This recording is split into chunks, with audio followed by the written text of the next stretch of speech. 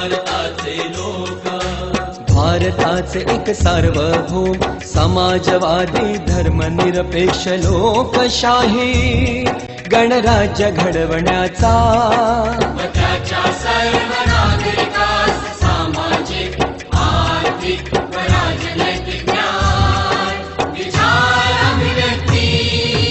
विश्वास, श्रद्धा व उपासना यांचे स्वातंत्र्य, दर्जाची व संधीची समानता निश्चितपणे प्राप्त करून देण्याचा आणि त्या